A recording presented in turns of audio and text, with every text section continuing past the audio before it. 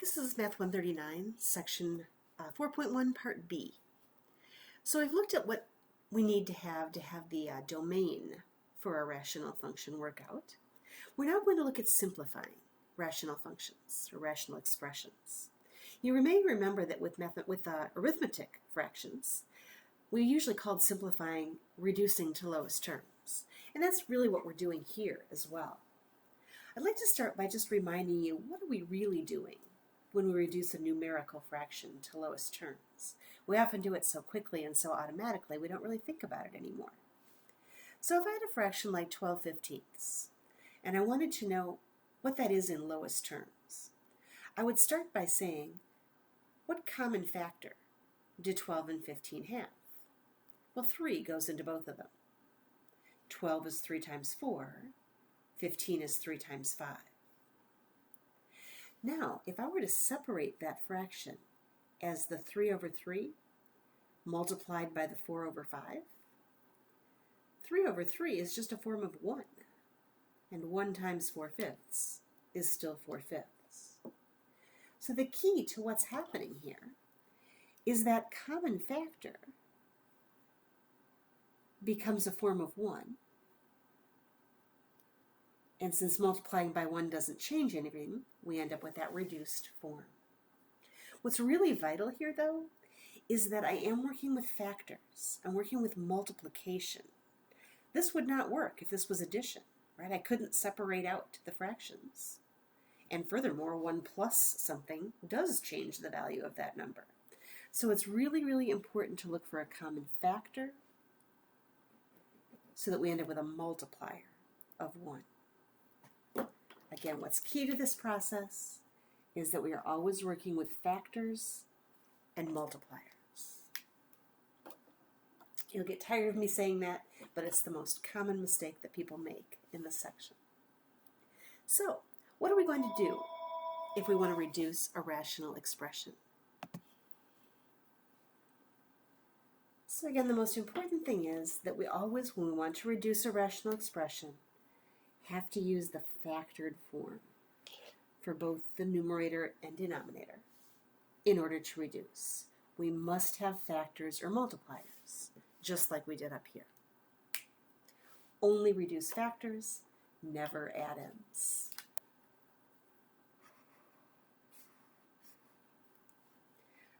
All right, what we're really doing is dividing to form a factor of 1, and that's the whole background behind all of this.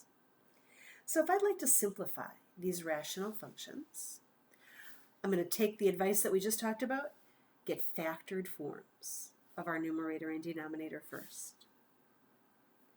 The numerator on the first fraction is 4x squared. It's just a monomial, so we can't do anything with that. But in the denominator, x squared is a GCF. I can factor that out, which will leave 7x plus 4. Up here, x squared is a multiplier on the 4. Down here, x squared is a multiplier on those parentheses. Those are factors. And so when I divide them out, I just get a factor of 1. 4 times 1 is 4. And in the denominator, we still have 7x plus 4. Notice this is my final simplified form. This 4 is not a factor. It's an add-end. So don't be tempted to try to simplify any further, dividing out the 4s or anything like that. I can't do it. I can only reduce factors, never add-ins. All right, let's try number 2. Once again, I have to use factored forms. In the numerator, I've just got a trinomial, and since the leading coefficient is 1, I know for sure this starts out with an x times x in each binomial. I'm then looking for a sum of -3 and a product of -4. Looks like +1 and -4 would do that. So x plus 1, x minus 4. The denominator, since there are 4 terms, is going to require factoring by grouping. And I'm just going to do that kind of down below, kind of my scrap paper area.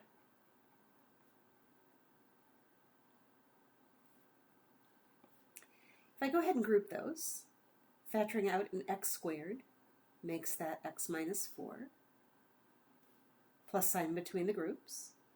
And then factoring out a 3 also gives me x minus 4. X minus 4 is a common binomial. And when I factor it out, that leaves x squared plus 3. That then is the factored form of the denominator, so I'll put it down here.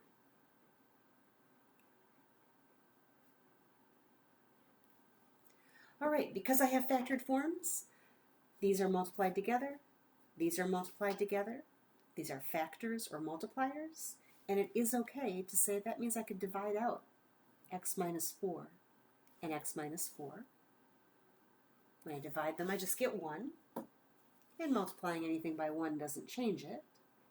So I have x plus 1 over x squared plus 3. Add-ins, add-ins. No point in even looking at trying to simplify any further.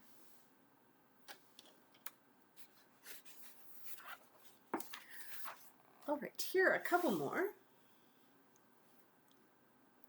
In number 3, we have two fairly simple functions, but I want to look at this because this is a little thing that comes up kind of often, and you can save yourself a lot of work if you get used to what's going on here.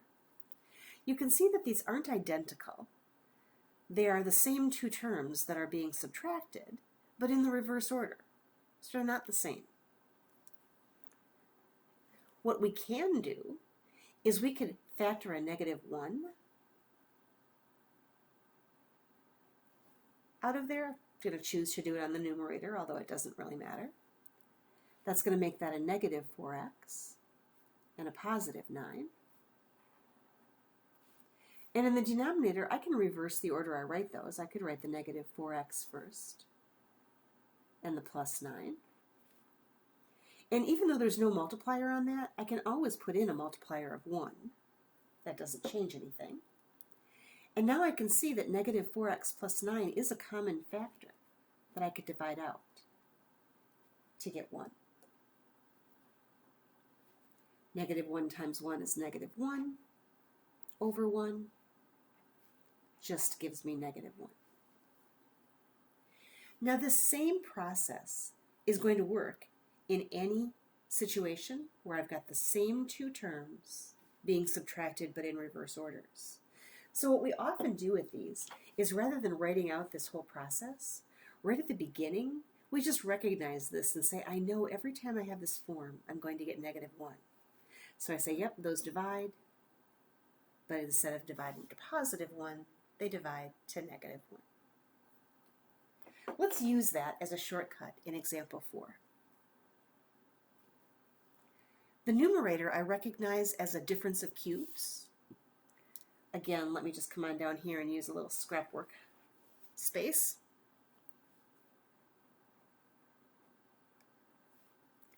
If I'm thinking a cubed minus b cubed, which factors as a minus b times a squared plus ab plus b squared,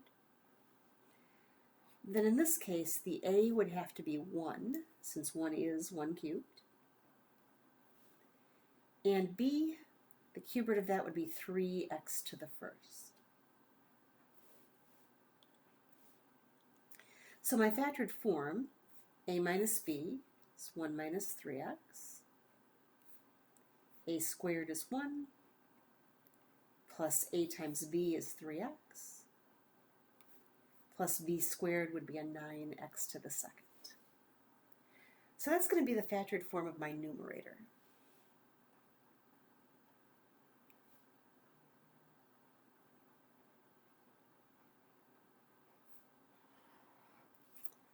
The denominator, I'm going to work on that one over here.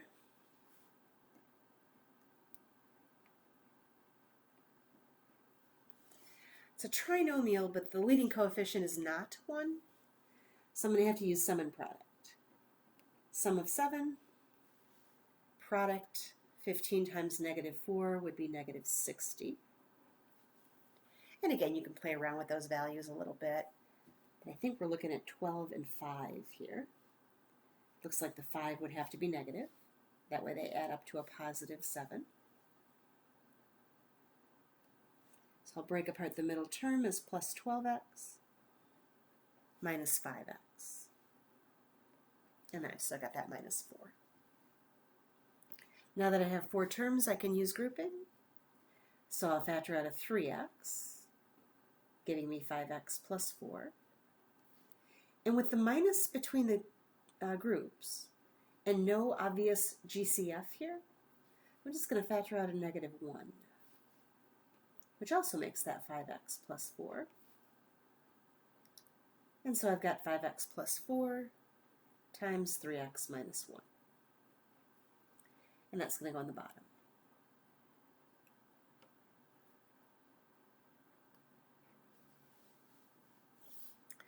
All right, here we have exactly what we saw back in number 3. I've got 1 minus 3x on the top and 3x minus 1 on the bottom. The same two terms being subtracted, but in reverse orders. If I were to go through that whole factoring process, I know I would eventually just get negative 1. And so I'm going to do that. I'm going to say, yes, those divide, but they divide not to 1, but to negative 1. Now, there are several different things you can do with that multiplier of negative 1. One option is to just leave the negative in front of the entire fraction.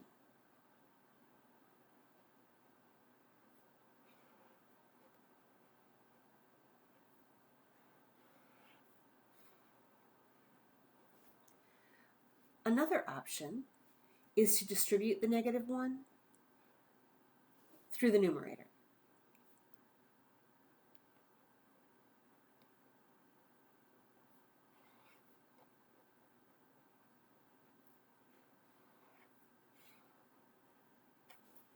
The third option, which I'll talk about but won't write down because you rarely see it used. Instead of putting the negative 1 on the top when I did the division, I could have put it on the bottom and distributed it into the denominator. That's really rare. You don't usually see people do that, so I'm not going to write it down, but just know that it is an equivalent form. All right, that brings us to the end of 4.1.